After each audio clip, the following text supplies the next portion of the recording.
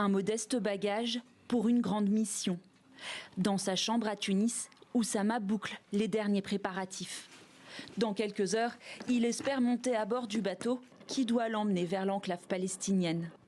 Nous sommes prêts et conscients des conséquences. Et nous sommes certains, même si finalement nous n'atteignons pas Gaza, et si cette aide n'arrive pas, que notre voyage aura une résonance plus grande peut-être que notre arrivée à Gaza. En juillet déjà, une précédente flottille avait tenté de rejoindre Gaza. Le bateau avait été intercepté par les forces israéliennes. Oussama et ses coéquipiers renvoyés dans leur pays. Alors que cette seconde tentative s'annonce elle aussi incertaine, sa mère ne cache pas son inquiétude.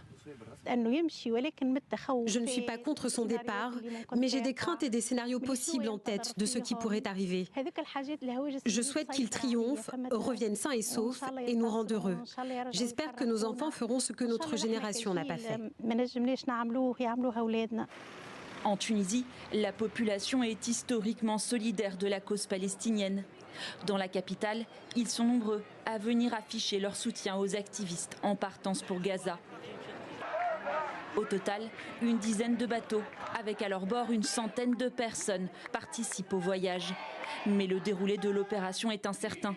Prévu initialement le 4 septembre, le départ a plusieurs fois été reporté, officiellement en raison du mauvais temps. Puis, dans la nuit du 8 au 9 septembre, 2 bateaux auraient été visés par des attaques de drones. Malgré tout, les militants restent déterminés. On a fait des formations tout au long de la semaine pour justement étudier les hypothèses qu'on peut trouver.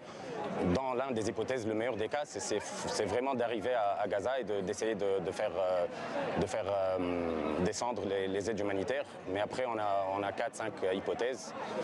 On espère y arriver, mais c'est pas sûr. On compte sur vous pour soutenir ce mouvement et justement pour avoir de la visibilité. 3 bateaux ont quitté le port de Bizerte samedi.